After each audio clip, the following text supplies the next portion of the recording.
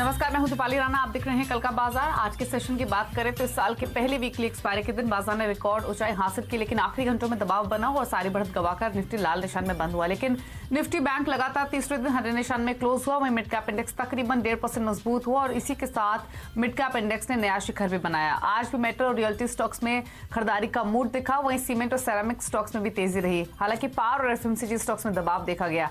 वहीं आईटी शेयरों में नतीजों का मौसम शुरू होने से पहले आज हल्की मुनाफा वसूली देखने को मिली।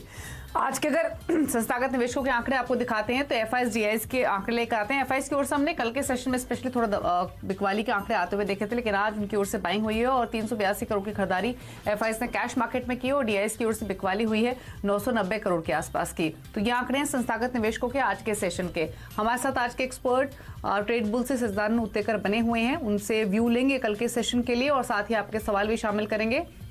आपको बता दें ये शो फेसबुक ट्विटर पर लाइव भी होता है, तो वहां भी अपनी क्वेरीज आप हमें पोस्ट कर सकते हैं और ढेरों क्वेरी हमें ऑलरेडी व्हाट्सएप पर मिली भी हैं। सिद्धार्थ नमस्कार, स्वागत है आपका। पहले तो एक क्विक कमेंट कल के सेशन के लिए। आज तो वीकली एक्सपायरी के दिन थोड़ी मुनाफा वसूली हमने मार्केट्स में आते हुए देखी, लेकिन कई पॉकेट्स थे जहां पर अच्छे बाइंग इंटरेस्ट देखने को मिल रहे थे। कल के लिए इंडेक्स वाइज आउटलुक क्या है? गुड इवनिंग दीपाली जी, जिस तरीके से अभी तक अपमूव रही है पिछले 10 दिनों के consistent higher top higher bottom sequence Nifty ने मेंटेन की है, बट अगर हम ओवरऑल इसकी स्ट्रेंथ को गेज करें तो आरएसआई पे एक हल्का सा नेगेटिव डाइवर्जेंस ऑनगोइंग है, जिसकी वजह से थोड़ी सी हल्की सी मुनाफा वसूली जरूर देखी गई थी। कल के सत्र के लिए जो इम्पोर्टेंट लेवल होगा वो होगा 14,050 का। मुझे लग रहा है जिस तरीके से इसका 5 डे एक्सपोनेंशियल मूविंग एवरेज है, इसे काफी अच्छी तरह अभी तक निफ्टी ने रिस्पेक्ट दिया है एंड इसके नीचे अभी तक क्लोजिंग एस्टैब्लिश नहीं हुई है पिछले 15 दिनों में। तो मुझे लग रहा है कल के सत्र में थोड़ा सा sideways to range bound session रह सकता है।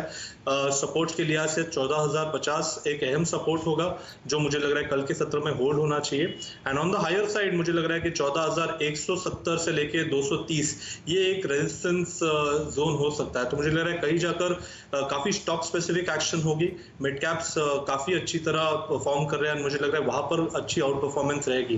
बैंक निफ्टी की अगर हम बात करें तो वहां पर भी जिस तरीके से डेटा है लगभग एक ब्रॉडर रेंज ही नजर आ रही है। 31,700 से लेके 32,500 ये इस पर्टिकुलर रेंज में कहीं जाकर बैंक निफ्टी भी ऑस्किलेट कर सकती है। तो नेट मुझे लग रहा है थोड़ी सी हल्की सी मुनाफा वसूली जरूर हुई है, बट मेजर ट्रेंड अभी भी स्ट्रांग ही है। 14,050 के स्टॉप लॉस के साथ एक लॉन्ग बायस रखने की सलाह।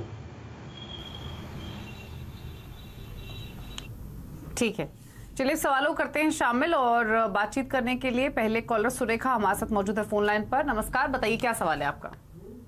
मेरे पास एनआरबी बियरिंग है 119 की रेट पर, तो उसको मुझे क्या करना चाहिए? अभी तो वो डाउन है। ठीक है, पूछ लेते हैं क्या सजेशन रहेगा सजदानंद का। 119 की बाइंग है एनआरबी बियरिंग में, 112 पर है, तो बहुत नीचे तो नहीं है, फिर भी यहाँ 7 रुपए नीचे इनके खरीदारी के भाव से क्या सजेशन होगा? देखिए यहाँ पर स्ट्रक्चर काफी इंटरेस्टिंग हो चुका है। इनफैक्ट काफी समय के बाद इसने जो अपने वीकली 200 बार एक्सपोनेंशियल एवरेज को इसने काटा है एंड जिस तरीके से फिलहाल पिछले 3 दिनों के वॉल्यूम्स है, तो मुझे लग रहा है यहाँ पर थोड़ा सा साइडवेज रहने के बाद एक अपमूव जरूर रिज्यूम होनी चाहिए। ओवरऑल अगर हम पैटर्न के लिहाज से देखें तो एक काफी अच्छा ब्रेकआउट आया था 95-96 के जोन में एक राउंडिंग बॉटम फॉर्मेशन से, जिसके टारगेट्स लगभग अराउंड 130-135 के जोन में प्लेस्ड है। तो मुझे लग रहा है यहाँ पर उनको ज्यादा हड़बड़ी नहीं करनी चाहिए। 105 on a closing basis stop loss maintain करना चाहिए एंड पोजीशन को होल्ड करनी चाहिए, रिव्यू करनी चाहिए 130-135 के जोन में। होल्ड कीजिए 105 के स्टॉप लॉस के साथ। 130-135 के लेवल्स निकले तो वहां भी एग्जिट नहीं करना, अपनी पोजीशन को आप रिव्यू कर सकते हैं। फेसबुक के जरिए ध्रुवन टांक ने सवाल भेजा है। 2 शेयर्स है इनके पास सजदानंद। पहला तो है पंजाब नेशनल बैंक जहां पर 38 रुपए की बाइंग है, 1000 शेयर इन्होंने खरीदे हुए हैं। और दूसरा स्टॉक इनके पास है एनबीसीसी का जहां पर 32 रुपए की खरीदारी है, 860 शेयर्स है। पंजाब नेशनल बैंक थोड़ा नीचे इनके खरीदारी के भाव से और एनबीसीसी में 32 की इनकी बाइंग है, तो उन्हीं लेवल्स के आसपास ट्रेड हो रहा है। दोनों बार क्या सजेशन आपका होगा? देखिए दोनों का अगर हम स्ट्रक्चर देखें तो लगभग एक पुल बैक मोड ही नजर आ रहा है। अगर हम वीकली चार्ट्स को भी देखें तो जिस तरीके से पीएनबी यहाँ पर प्लेस्ड है, मुझे लग रहा है एक इंटरमीडिएट बॉटम जरूर आया है स्टॉक में अराउंड 32 के आसपास, तो वो एक अहम लेवल होगा। उनके स्टॉप लॉसेस के लिए। बट ऑन द कॉन्ट्ररी मुझे यहाँ ज़्यादा स्ट्रेंथ नहीं नज़र आ रही है। इनफैक्ट मुझे लग रहा है अगर ये पुल बैक थोड़ा सा और मैच्योर भी हो जाता है और अगर अपने 200 डे एक्सपोनेंशियल मूविंग एवरेज को अगर काट भी देता है जो लगभग अराउंड 36 के आसपास है, तो यहाँ पर 40-42 के आसपास एक काफ़ी स्टिफ रेजिस्टेंस है, तो वहाँ पर ज़रूर उनको अपनी पोजीशन रिव्यू करनी चाहिए। ओवरऑल स्ट्रक्चर इतना हेल्दी नहीं है एंड जिस तरीके से NBCC है वहाँ पर मुझे लग रहा है कंपैरेटिवली एक अच्छी मूव आने की गुंजाइश है। जिस तरीके से ये स्ट्रक्चर इवॉल्व हुआ है, लगभग 30 के आसपास एक ब्रेकआउट हुआ था हाल फिलहाल में, उसी की फॉलो थ्रू एक्शन यहाँ पर नजर आ रही है। सो जिस तरीके से इसके भी हर्डल्स प्लेस्ड है, मुझे लग रहा है 36 के आसपास के स्विंग जरूर बन सकते हैं। सो 30 के स्टॉप लॉस के साथ मुझे लग रहा है यहाँ पर पोजीशन उनको मेंटेन करनी चाहिए एंड 36-37 के आसपास जैसी स्विंग्स आते हैं वहां पर रिव्यू करनी चाहिए। ठीक है, अगला सवाल पूछने के लिए दीपक हैं हमारे साथ छपरा बिहार से। दीपक जी नमस्कार, बताइए सवाल अपना। सर जी मेरे पास ये टेक मैगो रेल है, 60 शेयर है और 35 पे। बताइए खरीदारी का भाव क्या है आपका? 35 है एट द रेट ऑफ 35 आपका बाइंग है, तो 34 के आसपास बंद हुआ है, 1 रुपए नीचे है आपके भाव से। होल्डिंग भी छोटी है आपकी। क्या करना चाहिए? आमतौर पे तो बजट के नजदीक इनमें काफी एक्शन बनता है। होल्ड कर ले थोड़े समय के लिए टेक्स रेल, या कोई और सजेशन होगा? नहीं दीपाली जी, मुझे लग रहा है होल्ड करना चाहिए क्योंकि हाल फिलहाल में वॉल्यूम एक्शन भी काफी इंटरेस्टिंग हुआ है काउंटर में। यहाँ पर अगर हम स्ट्रक्चर के लिहाज से देखें तो एक इंटरमीडिएट स्विंग बना था अराउंड 28 के आसपास एंड वो पर्टिकुलर स्विंग होने के बाद काफी confident higher top higher bottom sequence पिछले 7 दिनों से मेंटेन्ड है। एंड जिस तरीके से हम एक इवेंट के पहले प्रिपेयर हो रहे हैं, मुझे लग रहा है इन सारे स्टॉक्स में एक होल्ड की ही राय होगी।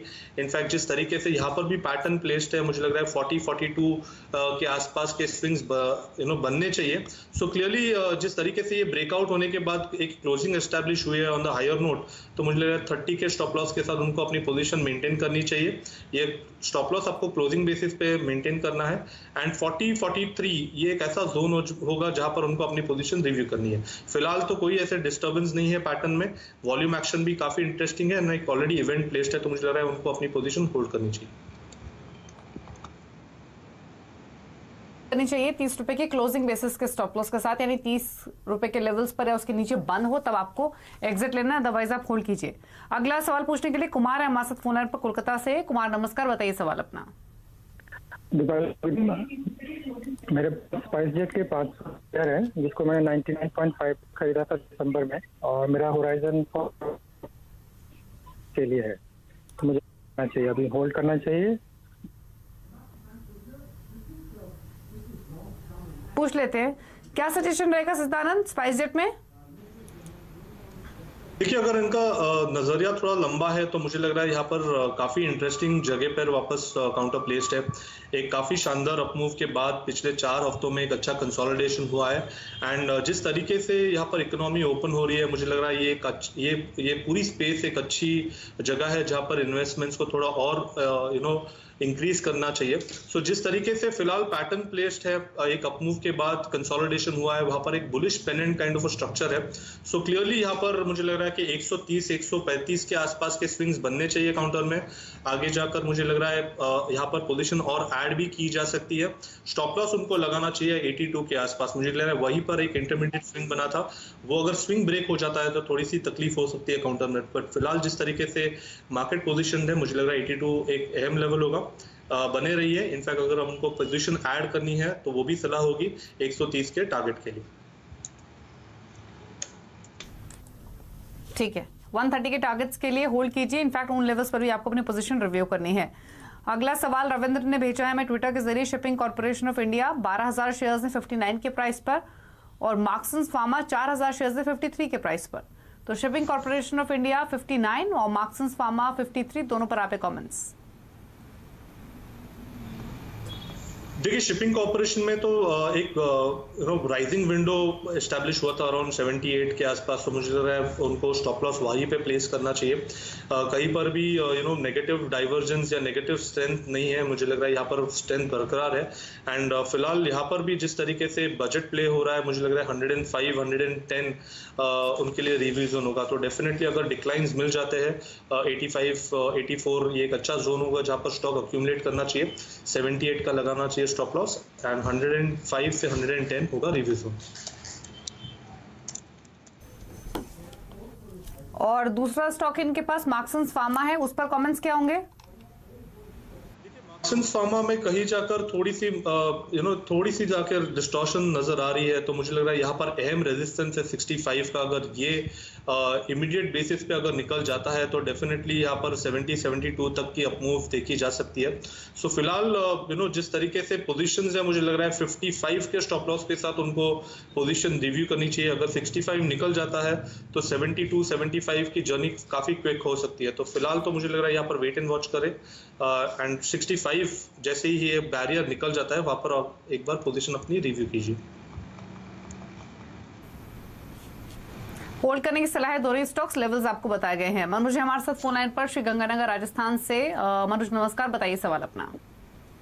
मैडम मेरे पास बेल के 1000 शेयर है, 40 रुपए 60 पैसे थे।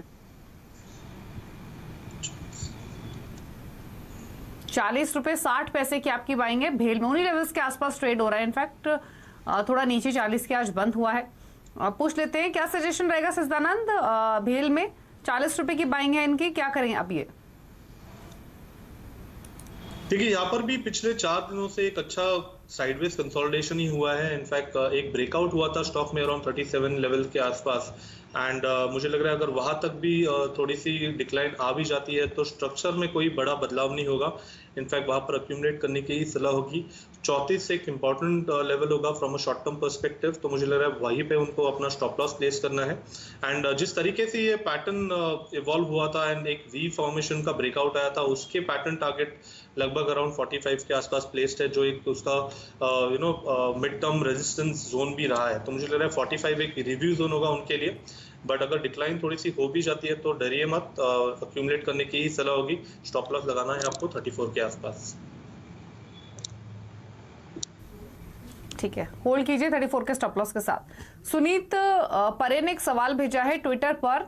निफ्टी का कॉल ऑप्शन इन्होंने खरीदा हुआ है 28 जनवरी कॉन्ट्रैक्ट का सजदानंद 14,500 का। तो ये तो उन्होंने मेंशन नहीं किया कि 14,500 का कॉल ऑप्शन 28 जनवरी कॉन्ट्रैक्ट का इन्होंने किस लेवल पर लिया है, लेकिन हाँ इस ऑप्शन में कॉल ऑप्शन में बिल्डअप तो ठीक था। 17 लाख शेयरों का ओपन इंटरेस्ट था और 109 रुपए का प्राइस है। तो प्राइस इनका मेंशन नहीं है, बट ये जानना चाहते हैं कि अगर इन्होंने लिया हुआ है तो क्या इसको होल्ड करें इस कॉल ऑप्शन को, या फिर कोई और सजेशन होगा? देखिए काफी क्लियर एंड सिंपल स्ट्रैटेजी उनको रखनी चाहिए क्योंकि काफी टाइम उनके पास है।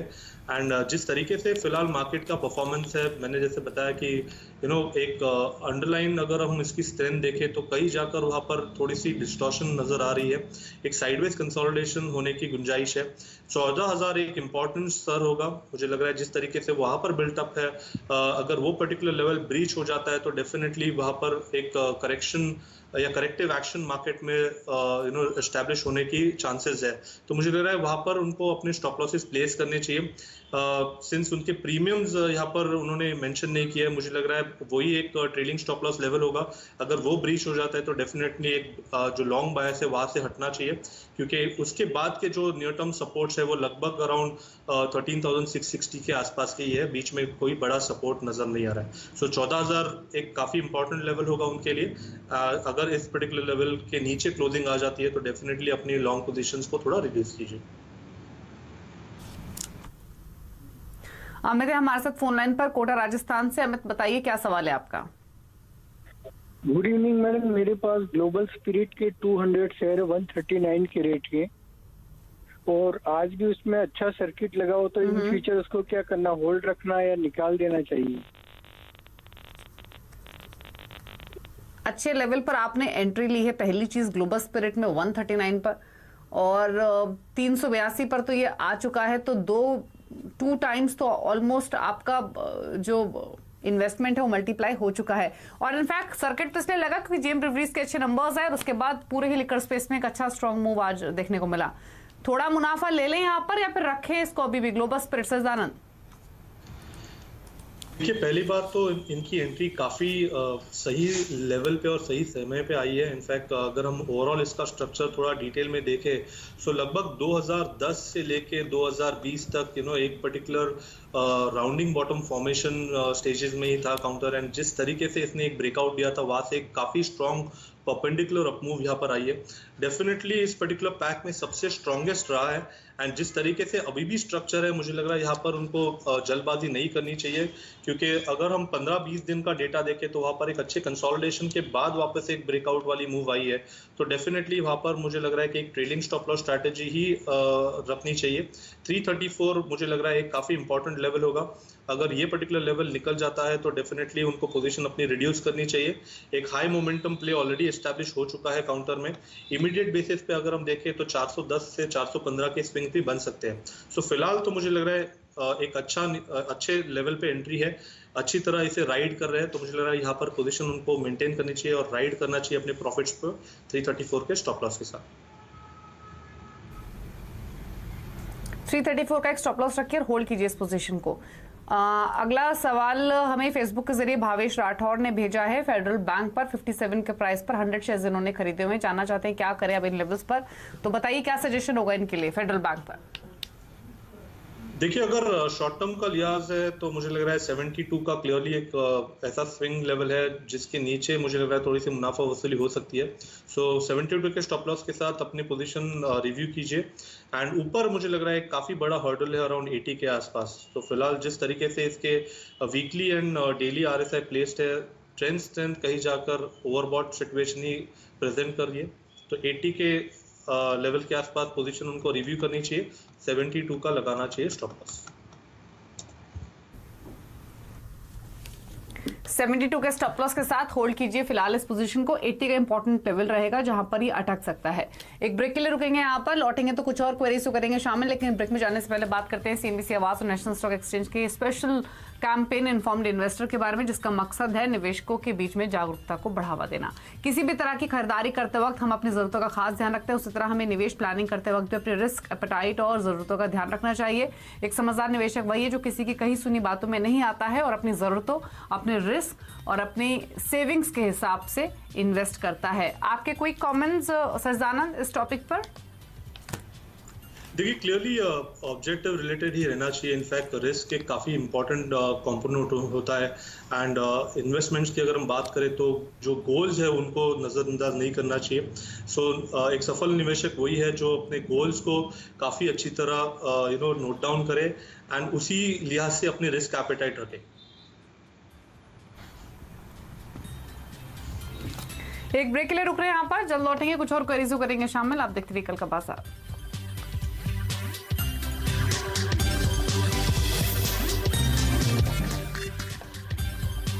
आप देख रहे हैं कल का बाजार और आपके सभी सवालों के जवाब देने के लिए हमारे साथ सजदानंद उपतेकर बने हुए हैं ट्रेड बुल से, और क्वेरीज हमें ढेर सारी मिल रही हैं। अगला सवाल ले लेते हैं, और कमल महाजन ने हमें एक फेसबुक के जरिए सवाल भेजा है। 2 शेयर्स है इनके पास, और पहले कमल का सवाल ले लेते हैं, उसके बाद रमेश भी हमारे साथ फोन लाइन पर हैं। कमल का क्विकली क्वेश्चन लेते हैं। कंटेनर कॉर्प 410 की इनकी बाइंग है और कल्पतरू पार में 331 की बाइंग है, तो दोनों स्टॉक्स पर आपके कमेंट्स? देखिए, कॉनकॉर में तो एक हाल फिलहाल में ही ब्रेकआउट हुआ है अपने 200 डे एक्सपोनेंशियल मूविंग एवरेज के ऊपर। इसने एक कॉन्फिडेंट क्लोज प्रेजेंट किया है, तो मुझे लग रहा है यहाँ पर उनको अपने लॉन्ग्स को मेंटेन करना चाहिए 410 के स्टॉप लॉस के साथ। एब्सोल्यूट रेजिस्टेंस देखे तो लगभग अराउंड 465-470 के जोन में ही है, तो वहाँ पर उनको अपनी पोजीशन रिव्यू करनी चाहिए। एंड जहाँ तक कल्पतरू पावर का सवाल है, मुझे लग रहा है यहाँ पर ये पूरी स्पेस काफ़ी समय के बाद बजिंग है, एंड जिस तरीके से यहाँ पर भी एक अपमूव आई है, तो मुझे लग रहा है इमीडिएट बेसिस पे जो मोमेंटम मिला है काउंटर में, मुझे लग रहा है वो थोड़ा सा एक्सटेंड हो सकता है। सो 365 के टारगेट के लिए उनको पोजीशन होल्ड करनी चाहिए 310 के स्टॉप लॉस के साथ। ठीक है, रमेश है हमारे साथ अब बातचीत करने के लिए। रमेश नमस्कार, बताइए क्या सवाल है आपका? मैंने IGL के शेयर 120 रुपए में परचेस किए हुए हैं। 100 शेयर है मेरे पास, क्या करूं मैं? रुकूं के प्रॉफिट 120, तो ये तो फिर बहुत पहले ये 2016 के आसपास की बाइंग है क्या आपकी? 16 में खरीदे थे, फिर वो जो इसका जो आया था डिविडेंड उधर वो जी पुरानी बाइंग इनकी मयूरे सजदानंद, इन्होंने 5-6 साल का समय दिया इस इन्वेस्टमेंट को और देखिए कितना शानदार मुनाफा हो रहा है। 540 पर स्टॉक कर रहा है ट्रेड। इस मुनाफे को राइड करे स्टॉप लॉस के साथ या फिर ले ले प्रॉफिट्स? देखिए एक काफी हेल्दी अपमूव यहाँ पर नजर आई है। एक काफी बड़े सेक्युलर अप ट्रेंड में स्टॉक लॉक्ड इन है। सो बिल्कुल भी यहाँ पर जल्दबाजी नहीं करनी चाहिए। इनफैक्ट अगर हम नियर टर्म का भी डेटा देखें तो लगभग 350 से लेके 500 का ये जो कंसोलिडेशन बैंड था, उस कंसोलिडेशन का ब्रेकआउट इस पर्टिकुलर महीने में ही आया है। तो मुझे लग रहा है यहाँ से फ्रेश मोमेंटम स्टॉक में लग चुका है। तो जिस तरीके से स्ट्रक्चर है, मुझे लग रहा है 500 के स्टॉप लॉस के साथ उनको अपनी पोजीशन राइड करते रहने चाहिए। जिस तरीके से इन्होंने 5 साल दिए हैं, मुझे लग रहा है अगले 2 साल भी इनको इस पर्टिकुलर स्टॉक के साथ रहना चाहिए। एंड इमीडिएट बेसिस की अगर हम बात करें तो लगभग जिस तरीके से इसके टारगेट्स प्लेस्ड है, अराउंड 620 तक के शॉर्ट टर्म स्विंग्स भी बन सकते हैं। बट पोजिशनली मुझे लग रहा है 500 एक इंपॉर्टेंट लेवल होगा यहाँ से। मुझे लग रहा है जब तक इसके नीचे मंथली क्लोजिंग आती नहीं है, तब तक आई थिंक उनको अपनी इन्वेस्टमेंट बरकरार रखनी चाहिए एंड राइड करनी चाहिए इस सेक्युलर अपमूव को। हेमल ने सवाल भेजा है मुंबई से फेसबुक के जरिए। इनफैक्ट हमारे साथ माफ कीजिए फोन लाइन पर हैं। हेमल नमस्कार, बताइए क्या सवाल है आपका? हाँ मैडम, मेरा अदानी पोर्ट्स मैंने लिया था 487 में 23 शेयर। उसका अभी करंट भाव चल रहा है 23 शेयर से? हाँ 23 शेयर ओनली। जी जी, उसका अभी भाव चल रहा है 513। उसका लॉन्ग टर्म के लिए क्या पूछ लेते हैं। लॉन्ग टर्म व्यू है, प्रॉफिट्स में है 487 की, क्योंकि बाइंग अदानी पोर्ट्स में 514 के नजदीक हुआ है क्लोज। क्या सजेशन आपका? देखिए यहाँ पर भी स्ट्रक्चर के लिहाज से तो मुझे लग रहा है कहीं पर भी डिस्टॉर्शन नहीं है। जिस तरीके से हाल फिलहाल में एक ब्रेकआउट हुआ था अराउंड 440 के आसपास का मंथली चार्ट पे, मुझे लग रहा है वहाँ पर जो वी फॉर्मेशन है उसके पैटर्न टारगेट्स कहीं जाकर 610 के आसपास प्लेस्ड है। सो डेफिनेटली मुझे लग रहा है उनको अपनी पोजीशन होल्ड करनी चाहिए। एक अच्छे लेवल पे इन्होंने एंट्री ली है काउंटर में, तो 430 के ट्रेलिंग स्टॉप लॉस के साथ ये पोजीशन उनको मेंटेन करनी चाहिए। होल्ड कीजिए इस पोजीशन को 430 के स्टॉप लॉस के साथ। 600 तक के भी टारगेट्स एक्सपेक्टेड है अगर समय देंगे इस निवेश को। फिलहाल इतने सवाल करेंगे शामिल शो में। कोई डिस्क्लोजर आपकी ओर से सजदानंद? दीपाली जी, जो स्टॉक्स हमने डिस्कस किए वहाँ पर मेरा या मेरी फैमिली में कोई निजी निवेश नहीं है, बट हमारे क्लाइंट्स के पोजीशन जरूर हो सकते हैं। शुक्रिया आपका सभी सवालों के जवाब देने के लिए और इस शो में आने के लिए। तो इसी के साथ कल का बाजार में इतना ही। लिंक खबरों लगातार अपडेट के लिए सिंधी सी आवाज से जुड़े रहिए, ट्विटर, फेसबुक और यूट्यूब के जरिए। नमस्कार।